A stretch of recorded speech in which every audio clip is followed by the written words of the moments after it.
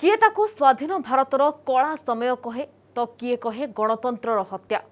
आमे कहूँ 1975 मसीह घोषित जरूरी परिस्थिति बा एमरजेंसी कथा जहाँकि 1977 मसीहा जाए चली एमरजेंसी घोषणा को आज 46 वर्ष पूरी बेले सही समयर अनुभूति को मने पकाई निंदा करुछंती बहु राजनेता। निजे प्रधानमंत्री मोदी एहाकू अपासरा बोली ट्वीट करिछंती।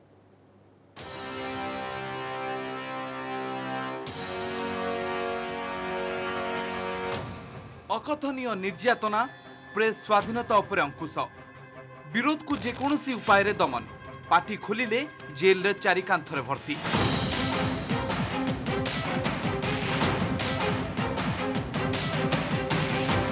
उन्नीस 1975 मसीह तत्कालीन प्रधानमंत्री इंदिरा गांधी जरूरीकालीन परिस्थिति घोषणा करबा परे एभली स्थिति उपजिथिला सारा देश रे। प्राय 21 मास धरी सरकार को दमन लीला को नहीं थरर होई पड़िथिला सारा भारत।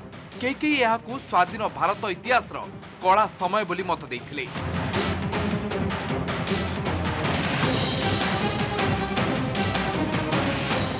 देश में इमरजेंसी घोषणा को आज पूरी 46 वर्ष।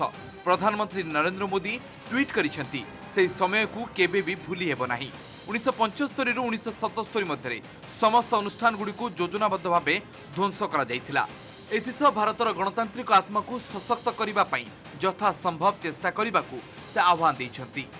कटकणा आड़े चंद्रशेखर आजाद और भगत सिंह उपर निर्माण होइतबा फिल्म किशोर कुमार कर गीत, महात्मा गांधी और रवींद्रनाथ टैगोर को उक्ति और जेकोसी प्रतिवाद उपरे कटकणा जारी करा जायथिला बोली प्रधानमंत्री सोशल मीडिया रे शेयर करथिले।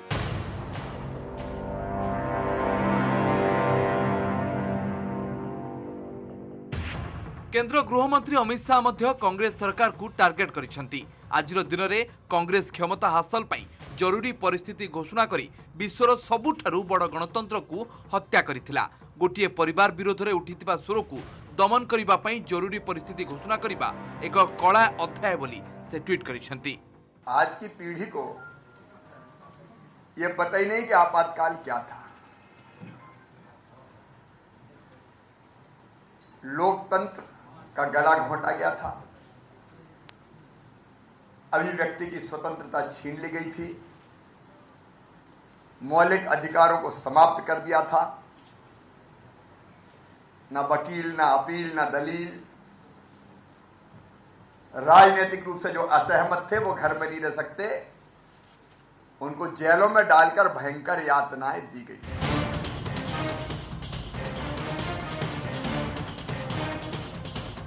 सेपटे प्रधानमंत्री कटाक्ष को नहीं प्रतिक्रिया रखी कांग्रेस। जेबेठारु प्रधानमंत्री नरेंद्र मोदी को शासन आरंभ होइछि ता परठारु लोकतांत्रिक पद्धति, व्यक्ति स्वाधीनता और सरकार व्यवस्थार दुरुपयोग करा जायतिबा कांग्रेस नेता तारिक अनवर अभियोग करिसेंती।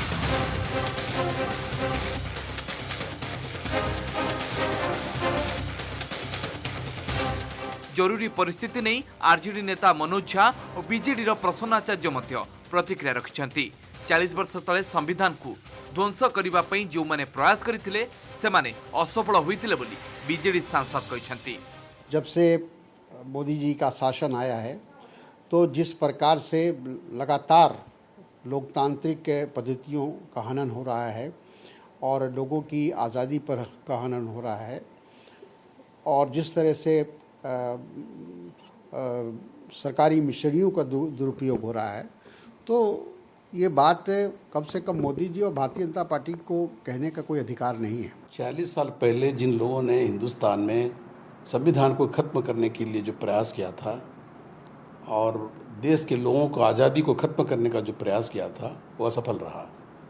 और आज भी अगर ऐसा कोई प्रयास करेगा, करने का सोचेगा भी, तो हिंदुस्तान के लोग उसके खिलाफ आवाज़ उठाएंगे। यहाँ अपनी प्रजातंत्र इतना मजबूत है कि आज भी ऐसा कोई प्रयास किसी को नहीं करना चाहिए। 46 वर्ष पूर्व जो हुआ, उस दौर की सत्ता को या हुकूमत को अगर ये पता होता कि 4 दशक बाद वाले लोग बिना कॉन्स्टिट्यूशनल प्रोविजन के भी वही हालात पैदा कर सकते हैं, तो वो भी संभवतः वही करती जो आज हो रहा है। मैं समझता हूँ हुकूमत को आईना देखते रहना चाहिए, अन्यथा ये जो हजारों छात्र, युवा, trade union leaders, human right activist किस वजह से अंदर बंद हैं। तेबे सही दिनर अनुभूति एबे भी अनेकों मनरे ताजा होई रहिछि। 1977 पर जन्मित व्यक्तिंको पई एहा केवल मात्र एक इतिहास। सेतबेले मानवाधिकार एवं गणतांत्रिक अधिकार किभली व्यापक उल्लंघन होइतिला एही रिपोर्ट देखंतु।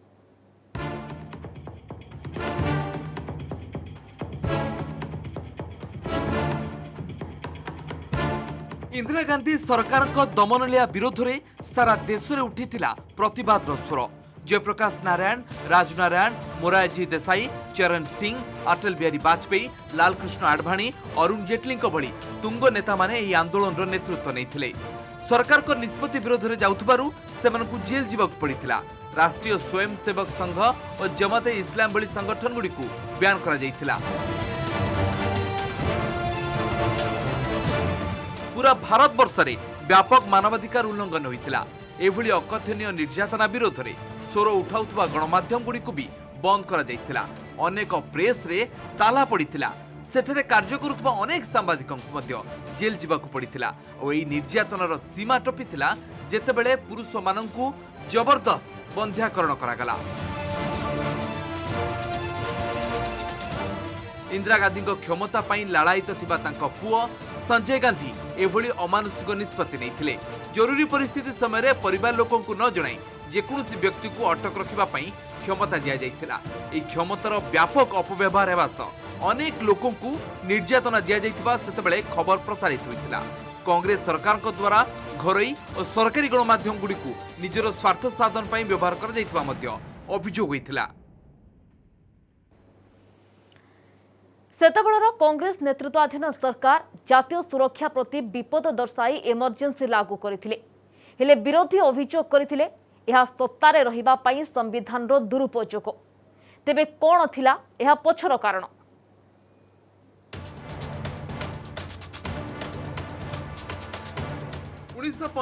मसीहा जून 25 केन्द्र में क्षमतासीन थाए कांग्रेस नेतृत्वाधीन सरकार।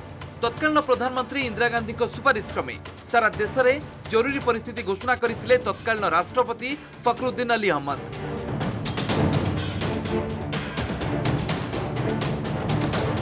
यापर सारा देश में आरंभ होइतिला दमन लीला।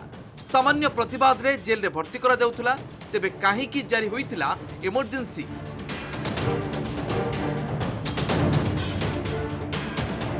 कथा हेउछि 1971 लोकसभा निर्वाचन में इंदिरा गांधी उत्तर प्रदेश रायबरेली आसन रु लड़ी विजय घोषित होइतिले। एले पराजित प्रार्थी तथा समाजवादी नेता राजनारायण याकु चैलेंज करबा सह लोक प्रतिनिधि आईन 1951 खोलाखोली उल्लंघन होइतिबा अभियोग करथिले। ए मामला शुनानी करी इलाहाबाद हाईकोर्ट इंदिरा गांधी को 6 वर्ष पई संसद रु अयोग्य घोषित करबा सह कोनोसी निर्वाचित पदपदवी रे रहिबा उपरे कटकणा लगाइथिले। इलाहाबाद हाईकोर्ट को रायर गोटिए दिन परे देश में जरूरी परिस्थिति जारी करथिले इंदिरा।